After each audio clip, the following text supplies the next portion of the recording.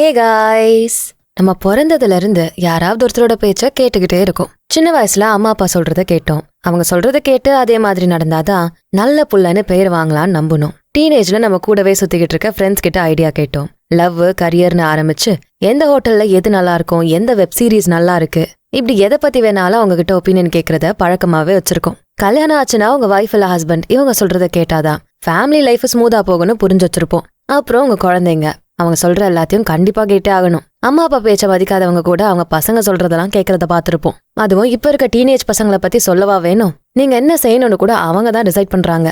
இன்னும் வயசாக ஆக நீங்க பேசுறது, செய்ய வேண்டியது இதெல்லாமே உங்க பசங்க சொல்றபடிதான் இருக்கும். இப்படி உங்க லைஃப் ஃபுல்லா யாரோ ஒருத்தரோட பேச்ச மட்டுமே கேட்க வேண்டிய நிலைமை இருக்கு. ஆனா எப்பாச்சும் உங்க பேச்ச நீங்க கேட்டிருக்கீங்களா? புதுசா ஒரு விஷயத்த செய்யலாம்னு நினைச்சா, இல்ல ஏதாவது ஒரு விஷயத்த நினைச்சு ஃபீல் பண்ணா, உங்க மைண்டுக்குள்ள ஒரு ஓரமா மெதுவா ஒரு குரல் கேட்டுக்கிட்டே இருக்கும்.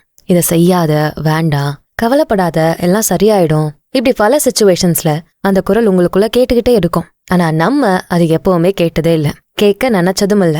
ஏன்னா உங்களை சுத்தி அவ்வளோ நாய்ஸ் இருந்துகிட்டே இருக்கு. நாய்ஸ்னா வெறும் சத்தம், இறைச்சல்னு அர்த்தம் இல்ல. நாய்ஸ் அப்படிங்கிற வார்த்தைக்கு இங்கிலீஷ்ல அன்பிளசன்ட் ஒரு அர்த்தம் இருக்கு.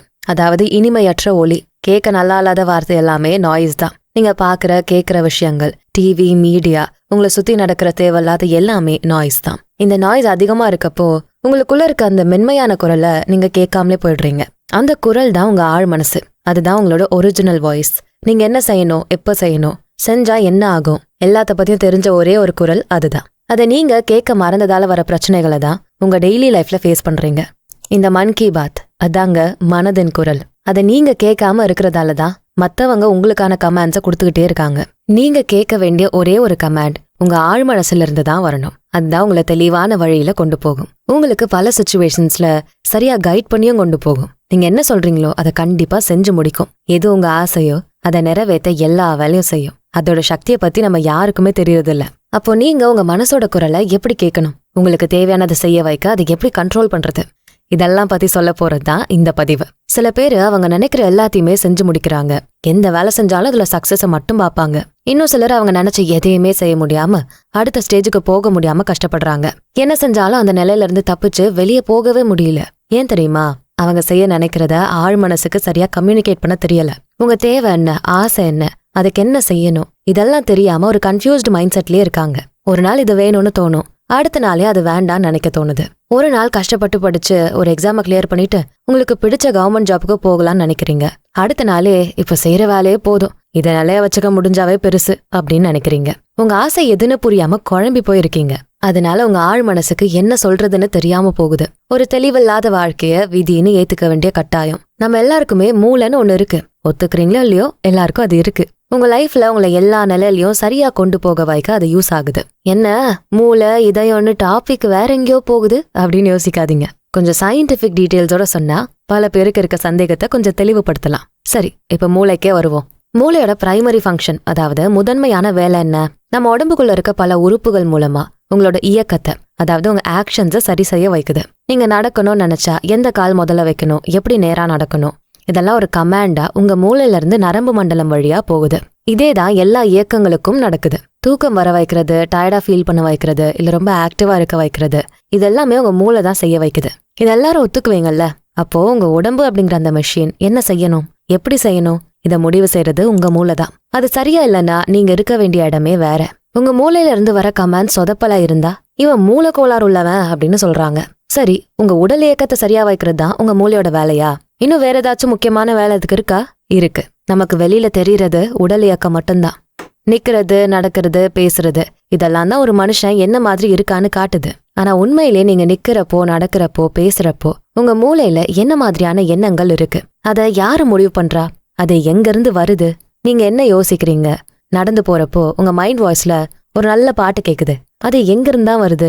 உங்க மார்னிங் டைம் ஒருத்தர் டிஸ்டர்ப் பண்றப்போ வெளியே சிரிச்சுக்கிட்டே ஐயோ இப்படி பேசியே கொள்றானே, டைம் வேற ஆகுது, பஸ்ஸ பிடிக்க விடாம பேசி கழுத்தறுக்கிறான், இந்த மாதிரியான மைண்ட் வாய்ஸ் எல்லாம் எங்க இருந்து வருது? இதுதான் உங்க மன் கி பாத். ஆனா அதுதான் உங்களுக்கான குரலா, உங்க எண்ணங்களா? இல்ல, அது வெறும் பதில்கள் தான். உங்க சூழ்நிலைக்கு தகுந்த ஒரு பதில். பேசுறவங்களுக்கு நீங்க சொல்ல நினைக்கிற பதில். அதை சொல்றது மட்டும்தான் உங்க ஆழ் மனசோட வேலையா? இல்லவே இல்ல. மனசுங்கிறது 2 விதமா இருக்கு. ஒன்னு உங்க வெளிப்புற கான்ஷியஸான மைண்ட், இன்னொன்னு ஆழ் மனசுன்னு சொல்லப்படுற உங்க சப்கான்ஷியஸ் மைண்ட். இது ரெண்டுத்துக்கும் பெருசா எந்த வித்தியாசமும் இல்ல. லாஜிக்கலா யோசிக்க வச்சா அது கான்ஷியஸ் மைண்ட். இதை செஞ்சா இப்படி நடக்கும்னு அது சொல்லும். எல்லாரும் இதை சரின்னு சொல்றாங்க, அதனால அது கண்டிப்பா ரைட் டெசிஷன் தான். இப்படி எல்லாத்தையும் ஒரு லாஜிக்கை வச்சு டீல் பண்ணும். ஆனா உங்க சப்கான்ஷியஸ் மைண்ட் அதுக்கு லாஜிக்கே இருக்காது. நீங்க என்ன சொன்னாலும் அதை நம்பிடும். இது முடியும்னு நம்ப வச்சா செஞ்சு முடியற வரைக்கும் அது ஓயாது. பார்த்ததுமே ஐயோ இதனால செய்யவே முடியாதுன்னு நினைச்சிட்டா 1 கோடி ரூபாய் கொடுத்தாலும் உங்களை அதை செஞ்சு முடிக்கவே வைக்காது. 1 கோடி நீ பார்த்த. சரி, அடுத்த விஷயத்துக்கு போலாம் வாங்க. இதுக்கு முன்னாடி மூளையோட வேலைன்னு ஒரு விஷயத்த சொன்னோம்ல, அதாங்க உங்க உடல் இயக்கங்களை கட்டுப்படுத்துறது. உங்க மூளையில இருந்து வர கமாண்ட்ஸ் அப்படின்னு. அது மட்டும் வேலை இல்ல, உங்க மனசை சரியா வச்சுக்கிறதுமே உங்க மூளை தான். அதோட செயல்பாட்டுக்கும் மூளை தான் பொறுப்பு. ஆனா உங்க ஆழ் மனசு நீங்க தெரிஞ்சுக்கிட்ட டீட்டெயில்ஸ் எல்லாத்தையும் உங்க மூளைக்கு அனுப்பிக்கிட்டு இருக்கும். உங்க வெளிப்புற மனசு நீங்க பாக்குற கேக்குற விஷயத்தெல்லாம் உங்க மெமரிஸ்ல வச்சுக்கிட்டு தேவையான நேரத்துல உங்களுக்கு ஹெல்ப் பண்ணும். அன்னைக்கு அந்த வழியில டிராபிக் போலீஸ் இருந்தாங்க, அதனால கொஞ்சம் கேர்ஃபுல்லா போ. இன்னைக்கு பஸ் கூட்டமா இருக்கு, கொஞ்சம் முன்னாடியே ஆஃபீஸ் போறது நல்லது. இந்த மாதிரி அன்றாட விஷயங்களுக்கு ஹெல்ப் பண்ற விஷயங்களை யோசிக்க வைக்கிறது உங்க கான்ஷியஸ் மைண்ட். ஆனா உங்க வாழ்க்கைக்கு தேவையான விஷயத்த செய்ய வைக்கிற கமாண்ட்ஸ் உங்க சப்கான்ஷியஸ் மைண்ட்ல இருந்து தான் வரும். அதே போல உங்களுக்கே தெரியாம உங்க உடல்ல நடக்கிற முக்கியமான இயக்கத்துக்கும் இந்த சப்கான்ஷியஸ் மைண்ட் தான் தேவை. உதாரணமா, நீங்க தூங்குறப்போ உங்க ஹார்ட்டை நிக்காம துடிக்க வைக்கிற சக்தி எதுன்னு யோசிச்சிருக்கீங்களா? நான் தூங்க போறேன், அதனால நீ உன் வேலையை கண்டினியூ பண்ணிட்டே இரு. இப்படி உங்க ஹார்ட்டுக்கு லங்ஸுக்கெல்லாம் கமாண்ட்ஸை கொடுத்துட்டா தூங்க போறீங்க? இல்ல, யாரோ ஒருத்தரோட கமாண்ட்ஸுக்கு கட்டுப்பட்ட மாதிரி உங்க எல்லா ஆர்கன்ஸும் அதோட வேலையை நிறுத்தாம செஞ்சுக்கிட்டே இருக்கு. ஒரு மெஷினுக்கு கூட லைஃப் டைம்னு ஒண்ணு இருக்கு. ஆனா நம்ம மெஷின்ஸ் எல்லாமே நிக்காம ஓடிக்கிட்டு இருக்கு. அதை செய்ய வைக்கிற சக்தி உங்களுக்குள்ளேயே இருக்கு. அதுதான் உங்களோட சப்கான்ஷியஸ் மைண்ட். இதுக்கு நீங்க இந்த தப்பான கமாண்ட்ஸையும் கொடுக்காத வரைக்கும் அதோட எல்லா வேலையும் சரியா செஞ்சுக்கிட்டு இருக்கும். ஒருவேளை உங்க வெளிப்புற சூழல நீங்க பாக்குற தப்பான விஷயங்களை திரும்ப திரும்ப யோசிச்சுக்கிட்டே இருந்தா அதுல இருக்க எல்லாத்தையுமே உங்க சப்கான்ஷியஸ் மைண்ட் உண்மைன்னு நம்பிடும். பயம், ஏமாற்றம், ஃபெயிலியர்ஸ் இதெல்லாம் யோசிச்சா உங்க ஆழ் மனசுல அது நல்லா பதிஞ்சு போக வாய்ப்பு இருக்கு. அதுவே உங்க செயல்லையும் தெரியும். இதனால உங்க பர்சனாலிட்டியே மாறும். அப்போ உங்க ஆழ் மனசுக்கு சரியான விதத்துல கமாண்ட்ஸை சொல்ல தெரியணும். உங்க லைஃப்ல நடக்கிற எல்லாத்தையும் மாத்துற சக்தி அதுக்கு இருக்கு. உங்களோட ஆழ் மனசுதான் உங்க கம்ஃபர்ட் ஜோனோட கேட் கீப்பரா இருக்கும். இதுக்கு முன்னாடி உங்களுக்கு இருந்த லிமிட்டிங் பிலீவ்ஸ், தப்பான எமோஷன்ஸ் இதெல்லாத்தையும் வச்சு இந்த கம்ஃபர்ட் ஜோன்லயே இரு அப்படின்னு உங்களுக்கு சொல்லும். புதுசா எதுவும் ட்ரை பண்ணாத, ஏன்னா நீ தோத்து போயிருவ. இல்ல உனக்கு தெரியாத விஷயத்துலலாம் இறங்காத, அதெல்லாம் உனக்கு எதுவுமே தெரியாது. இந்த மாதிரி உங்களை நினைக்க வைக்கிற சக்தி அதுக்கு மட்டும்தான் இருக்கு. இது ஏன் தெரியுமா? பல காலமா உங்களுக்கு ஏற்பட்ட தப்பான எக்ஸ்பீரியன்ஸஸை வச்சு உங்க சப்கான்ஷியஸ் மைண்டை ட்ரெயின் பண்ணி வச்சிருக்கீங்க. கான்ஷியஸ் மைண்டை போல இதுக்கு லாஜிக்கா யோசிக்க தெரியாது. நீங்க என்ன சொல்றீங்களோ அதே உண்மைன்னு அது ஏத்துக்கும். நான் ஒரு தைரியம் இல்லாத ஆள்னு நீங்க சொல்லிக்கிட்டே இருங்க. நீங்க உங்க லைஃப்ல அப்படிப்பட்ட பர்சனாலிட்டியாவே மாறிடுவீங்க. அப்ப நீங்க தெளிவா உங்களுக்கு சொல்ற கமாண்ட்ஸை வச்சு உங்க பிஹேவியர், லைஃப் ஸ்டைல், ஹேபிட்ஸை மாத்த முடியும். உங்க அப்ரோச்சை மாத்தினா உங்க லைஃப்ல பல மாற்றங்களை கொண்டு வர முடியும். நல்லதை பார்க்க, நல்ல விஷயங்களை மட்டும் உங்க மூளை கொண்டு போக ட்ரை பண்றப்போ உங்க ஆழ் மனசுக்கு பாசிட்டிவான விஷயத்த சொல்ல முடியும். இதை செய்யறதுக்கு உங்க மேல முதல்ல ஒரு பெரிய நம்பிக்கை வரணும். இது வரைக்கும் நீங்க செய்யாத, பார்க்காத எதுவுமே நடக்கவே நடக்காதுன்னு நினைக்கிறத நிறுத்தணும். 24 வயசுலலாம் ஒரு வீடு வாங்கவே முடியாது. என்னால அந்த ஹை ப்ரொஃபைல் ஜாபுக்கு என்ன தகுதிப்படுத்திக்கவே முடியாது. இந்த எக்ஸாம் என்னால கண்டிப்பா கிளியரே பண்ண முடியாது. இதெல்லாம் உங்களுக்கு நீங்களே சொல்லிக்கிற நெகட்டிவ் அஃபர்மேஷன்ஸ். இது உங்க சப்கான்ஷியஸ் மைண்ட் நம்புற அளவுக்கும் ஆழமா சொல்றீங்க. ஆனா ஒரு முறை இது நடக்கும்னு நம்பி பாருங்க, சான்சஸ் இருக்குல்ல. ஏன்னா இதெல்லாம் யாரோ ஒருத்தர் எங்கேயோ ஒரு இடத்துல செஞ்சுதான் இருக்காங்க. 20 வயசுல பிசினஸ் பண்றவங்க, 21 வயசுல ஒரு எக்ஸாம் கிளியர் பண்றவங்கன்னு நீங்க பார்க்காத ஒரு சைடு இருக்கு. இவங்களால முடிஞ்சா ஏன் உங்களால முடியாதுன்னு நினைக்கிறீங்க? உங்களோட ஓல்டு ஹேபிட்ஸ், திங்கிங் பேட்டர்னை மாத்துறது தான் உங்க சப்கான்ஷியஸ் மைண்டுக்கு நீங்க கொடுக்குற முதல் கமாண்டா இருக்கணும். அது மாறினாதான் நீங்க நினைக்கிற எந்த நல்ல மாற்றத்தையும் உங்க லைஃப்ல கொண்டு வர முடியும். இது ஒரு சின்ன எக்ஸாம்பிள் தான். நம்ம எல்லார் லைஃப்லயுமே நம்ம பேரண்ட்ஸ், லைஃப் ஸ்டைல், சுத்தி இருக்க மனுஷங்களோட இன்ஃப்ளூயன்ஸ்ல பல தப்பான நம்பிக்கை வச்சிருப்போம். அதெல்லாம் சரி பண்றது தான் உங்களோட முதல் வேலையா இருக்கணும். அதுக்கப்புறம் தான் நீங்க விரும்புற விஷயங்களை உங்க ஆழ் மனசுக்கு சொல்லலாம். ஒரு லேண்ட்ல விவசாயம் செஞ்சு நல்ல பயிர்களை வளர்த்தணும்னா முதல்ல அங்க இருக்க களை செடிகளை பிடுங்கி போடணும். அப்போதான் உங்க விதைகள் வளர நிறைய இடம் இருக்கும். பாசிட்டிவ் அஃபர்மேஷன்ஸ், உங்க நேர்மறை எண்ணங்கள் மூலமா தான் உங்க ஆழ் மனசை மாத்த முடியும். அதை உங்களுக்கு பதிய வைக்க நீங்க தான் முயற்சி செய்யணும். எப்படி? பாசிட்டிவான வாக்கியங்களை, அஃபர்மேஷன்ஸை சொல்லணும். எப்பெல்லாம் முடியுதோ, எப்பெல்லாம் உங்களுக்கு பயம் இல்ல நெகட்டிவான தாட்ஸ் வருதோ அப்பெல்லாம் உங்க மனசுக்குள்ள ஃபோர்ஸ்ஃபுல்லா நீங்களே நல்ல ஸ்டேட்மெண்ட்ஸை சொல்லிக்கணும். கோவம், ஏமாற்றம், பொறாமை, பழி தீக்கிறது இதெல்லாம் நெகட்டிவான எமோஷன்ஸ். இது உங்க மைண்ட்ல இருக்கா? எப்போ இல்ல யாரை பார்த்தா இதெல்லாம் உங்களுக்குள்ள உருவாகுது அப்படின்னு யோசிங்க. அதனால உங்க லைஃப்ல என்ன ப்ராப்ளம்லாம் வருதுன்னு பாருங்க. அப்போ அந்த நெகட்டிவ் எமோஷன்ஸை போக வைக்கிற மாதிரியான பாசிட்டிவான ஸ்டேட்மெண்ட்ஸை உருவாக்குங்க. நான் அவனை விட அதிகமான பணத்தை சம்பாதிப்பேன் இப்படி நினைக்காதீங்க. என்னோட தேவைக்கு அதிகமான பணம் என்கிட்ட கண்டிப்பா இருக்கும். இந்த மாதிரி மாத்தி யோசிங்க. எந்த ஒரு நெகட்டிவ் எமோஷனையுமே நீங்க பாசிட்டிவா மாத்தலாம். அதுக்கு இந்த அஃபர்மேஷன்ஸ் யூஸ் ஆகும். உங்க லைஃப்ல நீங்க பார்க்க வேண்டியதை மட்டும் யோசிக்க தெரிஞ்சா போதும். இது வேண்டாம், அது நடக்க கூடாதுன்னு சொல்லாம எனக்கு இது வேணும், இது மட்டும்தான் என் லைஃப்ல நடக்கணும், இப்படி பாசிட்டிவா யோசிங்க. அதையே உங்க ஜேர்னல்ல டைரியில எழுதுங்க. ஏன்னா சில சமயம் அந்த மொமெண்ட்ல நல்லதை யோசிக்க மறந்து போயிருவோம். ஆனா ஒரு நாளை ஸ்டார்ட் பண்றதுக்கு முன்னாடியே இத பத்தியெல்லாம் யோசிக்க எழுதுற பழக்கத்தை வச்சுக்கிட்டா பல நல்ல மாற்றங்களை பார்க்க முடியும். உங்க ஒரு நாள் எப்படி இருக்கணும்னு நீங்க முடிவு செய்ய முடியும். இன்னைக்கு நான் என்னோட வேலையை நல்ல விதமா செஞ்சு முடிப்பேன். நான் சந்திக்கிற நண்பர்கள் கிட்ட அன்பை மட்டுமே வெளிப்படுத்துவேன். நல்ல வார்த்தைகளை மட்டுமே பேசுவேன். இந்த மாதிரியான ஸ்டேட்மெண்ட்ஸை ஒரு டைரியில எழுதுங்க. அதை அடிக்கடி படிச்சு பாக்குறது இல்ல மனசுக்குள்ள சொல்லிக்கிறது உங்களோட பிரச்சனைய சூழலை சரி பண்ண உதவும். இந்த அஃபர்மேஷன்ஸோட பவரை நீங்க யூஸ் பண்ணி பார்த்தாதான் புரிஞ்சுக்க முடியும். எல்லாரும் இதே சொல்றீங்க, ஆனா பெருசா என்ன நடந்துட்டு போகுது அப்படின்னு யோசிக்காதீங்க. ஏதோ ஒரு விஷயத்த மட்டும் வச்சுக்கிட்டு அதுக்கான பாசிட்டிவ் அஃபர்மேஷன்ஸை சொல்லுங்க. உங்களுக்குள்ள நடக்கிற மாற்றங்களை நீங்களே உணர முடியும். அடுத்ததா பார்க்க போறது விஷுவலைசேஷன், காட்சி முறை. இத பத்தி நிறைய பேர் சொல்லிருக்காங்க. இன்னும் பல புது டெக்னிக்ஸையும் சொல்லி தந்துகிட்டே இருக்காங்க. இது ரொம்ப ரொம்ப பவர்ஃபுல்லான ஒரு டூல் தான். உங்க மனசுக்கு நீங்க காட்ட வேண்டிய விஷயத்த ஒரு சீனா பதிய வைக்கிற ஒரு அட்டெம்ப்ட் இது. இந்த அட்டெம்ப்ட்ல ஃபர்ஸ்ட் டைமே நீங்க இதெல்லாம் சரியா செய்ய முடியாது. கொஞ்சம் நல்ல பிராக்டிஸ் இருந்தாதான் இதை சரியா செய்யலாம். அதுக்காக தான் முதல்ல அஃபர்மேஷன்ஸை பத்தி சொல்லியிருக்கோம். இந்த அஃபர்மேஷன்ஸ் உங்க எண்ணங்களை மாத்தும். எப்போ ஒரு பாசிட்டிவான தாட்ஸ் வர மாதிரி உங்களை மாத்த செய்யும். அப்போதான் அடுத்தடுத்த ப்ராசஸுக்கு நீங்க ஈஸியா போகலாம். விஷுவல்ஸோட இஃபெக்டை நம்ம லைஃப்லயே நம்ம பாக்குறோம். ஒரு சீன்ல தெரியற கதைகள் பொய்னு தெரிஞ்சாலும் அதோட இம்பாக்ட் நம்மகிட்ட கண்டிப்பா இருக்கும். எப்பவுமே ஒரு நல்ல ஸ்டோரி, ஸ்கிரீன் பிளே இருக்க கதைக்கு நிறைய ரசிகர்கள் இருப்பாங்க. ஆனா நீங்க இப்ப பார்க்க போற ஸ்டோரி, ஸ்கிரீன் பிளே இதெல்லாம் உங்க லைஃப்ல இருக்க வேண்டிய விஷயங்களா? நீங்க எதுக்கு ரொம்ப ஆசைப்படுறீங்க? நீங்க என்னவா மத்தவங்களுக்கு தெரியணும்? உங்களை சுத்தி இருக்க என்வாயன்மெண்ட் எப்படி இருக்கணும்? இதெல்லாம் உங்க மைண்டுக்குள்ள ஒரு சீன் மாதிரி கற்பனையா கொண்டு வரணும். முதல்ல அவ்வளவு ஈஸியா அதை செஞ்சிட முடியாது. ஆனா ஒரு நல்ல பிராக்டிஸ் இருந்தா நீங்க எதை வேணா உங்க இமேஜினேஷன்ல பார்க்க முடியும். என்னங்க பகல் கனவு கண்டா நம்ம லைஃப் மாறுமா? சப்கான்ஷியஸ் மைண்ட் அதை ஏத்துக்குமா? நிச்சயமா ஏத்துக்கும். ஏன்னா இது வெறும் சீனா இருக்காது. அது கூட உங்க எமோஷன்ஸும் கலந்துருக்கணும். நீங்க எதிர்பார்த்த வேலையில சேர்றப்போ நீங்க எப்படி ஃபீல் பண்ணுவீங்க? உங்களை சுத்தி என்னெல்லாம் இருக்கும்? யாரெல்லாம் மீட் பண்ணுவீங்க? உங்க அப்பாயின்மெண்ட் ஆர்டரை யார்கிட்டலாம் காட்டி சந்தோஷப்படுவீங்க? இதெல்லாம் யோசிங்க. கண்ணை மூடி இமேஜின் பண்ணி ஃபீல் பண்ணுங்க. அந்த ஹாப்பினஸை கொஞ்சம் நீங்களே உருவாக்கி ஃபீல் பண்ணி பாருங்க. இதை எப்பெல்லாம் முடியுதோ அப்பெல்லாம் செஞ்சு பாருங்க. உங்க சப்கான்ஷியஸ் மைண்டுக்கு இதான் என் லைஃப்ல நடக்கணும்னு ட்ரெயின் பண்ற மாதிரி இருக்கும். அந்த லாஜிக் பார்க்காத மைண்டு இதெல்லாம் எப்படி நடக்கும், நடக்குமா நடக்காதா இப்படியெல்லாம் கேள்வி கேட்காது. ஓ இந்த மாதிரிதான் உன் லைஃப் இருக்கணுமா, இததான் நீ செய்ய ஆசைப்படுறியா இப்படி முடிவு பண்ணிட்டு அதுக்கான வழிய சந்தர்ப்பங்களை உருவாக்க ட்ரை பண்ணும். என்னங்க கதை வெட்டுறீங்க போலியே, இதெல்லாம் எப்படிங்க முடியும்? இத வார்த்தையா சொன்னா உங்களுக்கு நம்பிக்கை வராதுதான். சும்மா ஒரு சின்ன விஷயத்த வச்சு இதை ஸ்டார்ட் பண்ணி தான் பாருங்களேன். பெரிய பெரிய சயின்டிஸ்ட் எல்லாம் இந்த மெத்தடை வச்சுதான் புது விஷயங்களை கண்டுபிடிச்சிருக்காங்க. உங்க ஆழ்மனசுக்கு ஒரு பெரிய பவர் இருக்கு. இந்த ஸ்பேஸை தாண்டி பல கேலக்சிக்கும் டிராவல் பண்ற அளவுக்கு அதுக்கு அவ்வளோ பெரிய சக்தி இருக்கு. இதை பல ஆன்மீக தத்துவ அறிஞர்களும் யூஸ் பண்ணிருக்காங்க. சயின்டிபிக் ரிசர்ச் எல்லாம் செய்யவும் யூஸ் பண்றாங்க. இந்த உலகத்துல கண்டுபிடிச்ச பல டெக்னாலஜியும் அட்வான்ஸ்மெண்ட்டும் ஒரு மனுஷனோட எண்ணத்துல இருந்தானே வந்திருக்கு. நம்மளால பார்க்க முடியாத ஒண்ணு அவங்க இமேஜின் பண்ணி பார்த்ததோட விளைவு தானே இந்த உலகத்துல இருக்க பல விஷயங்கள்.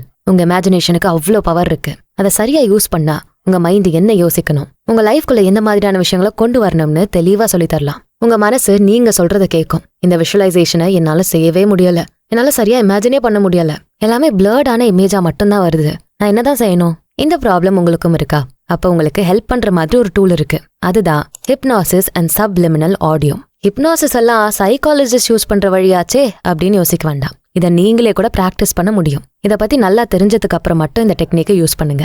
ஆனா முதல்ல இது மேல ஒரு நெகட்டிவ் இம்ப்ரெஷன் வந்துருச்சுன்னா இதை நீங்க ட்ரை பண்ணவே வேண்டாம். இதுக்கு ஆல்டர்னேட் மெத்தட் இன்னொன்னு இருக்கு. அதுதான் தீட்டா ஸ்டேட். மனசுக்கு பல ஸ்டேட்ஸ் இருக்கு. ஆல்பா, தீட்டா, காமா இப்படிப்பட்ட ஏகப்பட்ட ஸ்டேட்ஸ் இருக்கு. இதெல்லாம் ஒவ்வொன்றும் ஒரு லைஃப் ஸ்டைலுக்கு யூஸ் பண்ண முடியும்.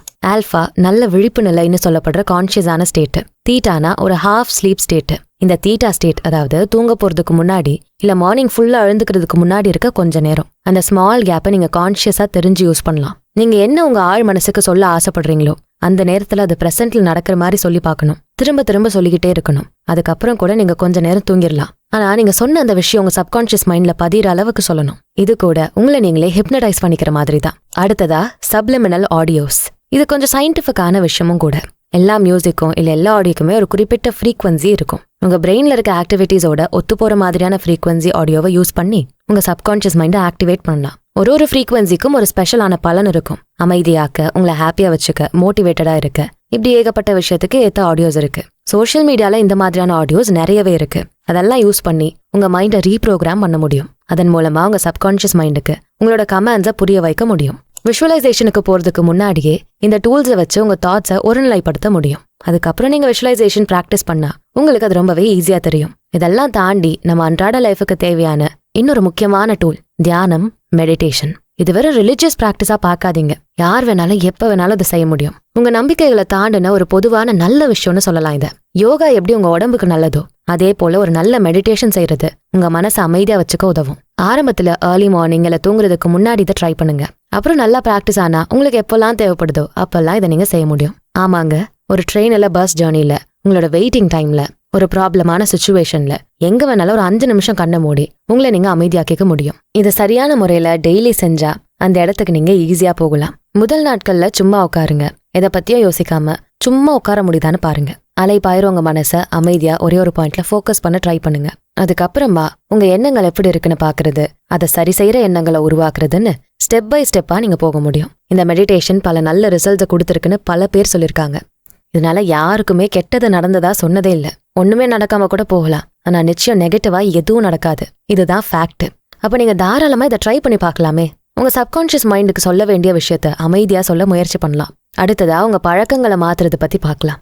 இதுக்கு முன்னாடி சொன்ன எல்லாத்தையும் சரியா செஞ்சாலே நீங்க ஒரு நல்ல மாற்றத்தை பார்க்க முடியும். ஆனா உங்க டெய்லி ஹேபிட்ஸையும் உங்களோட ஆசைகளையும் சரி செஞ்சுக்கிட்டா இன்னும் அடுத்தடுத்த நிலைக்கு நீங்க ஈஸியா போகலாம். அதை செய்ய உங்களோட சப்கான்ஷியஸ் மைண்டோட ஹெல்ப் தேவைப்படும். உங்களை நீங்க என்னவா மாத்த விரும்புறீங்க, எந்த ஹேபிட்ஸை சேஞ்ச் பண்ணா நல்லா இருக்கும் அப்படின்னு இதெல்லாம் புரிஞ்சுக்கிட்டு உங்க சப்கான்ஷியஸ் மைண்டுக்கு சொல்லுங்க. உங்களோட கனவுகளையும் ஆசைகளையும் ஒரு முறை ரிவ்யூ பண்ணி பாக்குறது நல்லது. உங்க ஆசைகள் வேற யாரையும் பாதிக்காம இருக்கான்னு பார்க்கணும். யாரோடையும் கம்பீட் பண்ற மாதிரியான லட்சியங்கள் நீங்க வச்சிருக்கணும். ஏன்னா இதெல்லாம் உங்களோட நெகட்டிவ் எமோஷன்ஸை தூண்டுற மாதிரி இருக்கும். அதுக்கு இடம் கொடுக்காம உங்க எய்ம், ட்ரீம்ஸ் இதெல்லாம் சரியா இருக்கான்னு ஒரு முறை யோசிக்கிறது நல்லது. உங்களோட ரெசிஸ்டன்ஸ் எதுன்னு நீங்களே கண்டுபிடிங்க. எது உங்களை தடுக்குது, எதை செஞ்சா உங்க சப்கான்ஷியஸ் மைண்ட் அதுக்கு கோஆப்ரேட் பண்ண முடியல, இதெல்லாம் ஏன்னு கண்டுபிடிங்க. உங்க ப்ரோக்ராஸ்டினேஷனுக்கு காரணம் என்ன? ஒரு விஷயத்த செய்யாம தள்ளி போட்டா உங்க உணர்வுகள் எப்படி இருக்கும்னு உங்களுக்குள்ளே கேள்வி கேளுங்க. நிச்சயமா பதில் கிடைக்கும். அதே போல ஒரு கேள்வியை மட்டும் நீங்க எப்பவும் உங்க ஆழ் மனசுக்கு கேட்கவே கூடாது. அது எப்படி, ஹவு அப்படின்னு. உங்க ஆசைகள் எப்படி நடக்கும், எந்த வழியில நீங்க இதை செஞ்சு முடிக்க போறீங்க, இப்படி நீங்க கேட்கவே கூடாது. ஏன்னா இதுவும் ஒரு மாதிரியான ரெசிஸ்டன்ஸ் தான். நீங்க நினைக்கிறத விட உங்களுக்கு தெரிஞ்ச வழியை விட பல ஈஸியான மெத்தட்ஸ் எல்லாம் உங்க சப்கான்ஷியஸ் மைண்டுக்குள்ள இருக்கும். அதனால உங்களுக்கு என்ன வேணுமோ என்ன செய்யணுமோ அதை மட்டும் இன்ஸ்ட்ரக்ட் பண்ண கத்துக்கங்க. அது எப்படின்னு கேள்வி கேட்டு சந்தேகப்பட்டு உங்களோட நம்பிக்கையை குறைக்காதீங்க. இதெல்லாம் செஞ்சா உங்க ஆழ் மனசு ஒரு ஆட்டோ சஜஷனை தர அளவுக்கு மாத்தலாம். ஆட்டோ சஜஷன்னா இது வேணும்னு சொல்றதை விட இப்படியெல்லாம் நடந்தா எப்படி இருக்கும்னு நீங்களே உங்க மைண்டுக்கு சொல்ற ஒரு சஜஷன். அதாவது எனக்கு கார் வாங்க ஆசை, இது ஒரு நார்மலான விஷயம் இல்ல, ட்ரீம். இதை மட்டும் சொல்லாம உங்க புது காரோட என்ஜின் சவுண்ட, அந்த பெயிண்ட் ஸ்மெல் எப்படி இருக்கும், அந்த டிரைவிங் சீட்ல உட்காந்தா என்ன மாதிரி ஃபீல் வரும்னு புரிய வச்சுட்டா அந்த கார் வெறும் கனவில்ல, ஆல்ரெடி உங்க லைஃப்ல இருக்க வேண்டிய ஒரு பொருள்னு புரிய வைக்கும். அதுக்கான எல்லா வழியும் தேட ஆரம்பிக்கும். சிம்பிளான ஒரு விஷயத்த சொல்லணும்னா, காலையில சீக்கிரம் எழுந்துக்கணும், இது ஒரு ஆசை. சரியா 6:10க்கு நான் எழுந்துக்கணும். இதை மட்டும் சொல்லிட்டு அலாரம் கூட செட் பண்ணாம ஒரு நாள் தூங்கி பாருங்க. சரியா 6:10க்கு நீங்க எழுந்திரிச்சிருவீங்க. அந்த டைம் உங்க சப்கான்ஷியஸ் மைண்டுக்குள்ள சொல்லிட்டீங்க, அது ஆல்ரெடி மெமரிக்குள்ள போயிடுச்சு. சீக்கிரம்னு பொதுவா சொல்லாம 6:10ன்னு ஒரு நல்ல சஜஷனை சொல்லியிருக்கீங்க. அதனால உங்க சப்கான்ஷியஸ் மைண்டு அந்த டீட்டெயிலிங்க அப்படியே ஏத்துக்குச்சு. இந்த மாதிரியான பல வழிகள்ல உங்க சப்கான்ஷியஸ் மைண்டை நீங்க ரீப்ரோக்ராம் பண்ண முடியும். உங்களுக்கு ஏத்த ரிசல்ட்ஸை பார்க்க முடியும். உங்க லைஃப் ஸ்டைல்ல, உங்க கரியர்ல, உங்க தாட்ஸ்ல நல்ல பல சேஞ்சஸை நீங்களே பண்ணலாம். உங்க மனசை நீங்க சொல்றதை மட்டும் கேட்க வைக்கலாம். இந்த visualization, theta state, subliminal music இதெல்லாம் பத்தி இன்னும் டீட்டெயில்டா தெரிஞ்சுக்க இந்த சேனல்ல இருக்க வீடியோஸை பாருங்க. ஒவ்வொரு மெத்தடுக்கும் நிறைய டீட்டெயில்டு வீடியோஸ் இருக்கு. உங்களுக்கு இன்னும் டீப்பா அதை பத்தி புரிஞ்சுக்கவும் முடியும். இதெல்லாம் சரியா பயன்படுத்தி உங்க மனசை நல்வழியில கொண்டு போங்க. நல்ல வாழ்க்கைய வாழுங்க. மேலும் இந்த மாதிரி சிறந்த பதிவுகளுக்கு நம்ம சேனலை தொடர்ந்து பாருங்க. இந்த வீடியோ பிடிச்சிருந்தா இதுக்கு ஒரு லைக் போட்டுட்டு உங்க ஃப்ரெண்ட்ஸ் அண்ட் ஃபேமிலிக்கு ஷேர் பண்ணுங்க. நம்ம channels beyond ordinary and body and soul Tamil ரெண்டுத்துக்கும் சப்ஸ்கிரைப் பண்ணிட்டு பெல் ஐகானை அழுத்திருங்க. நான் உங்களை அடுத்த வீடியோல பாக்குறேன். நன்றி.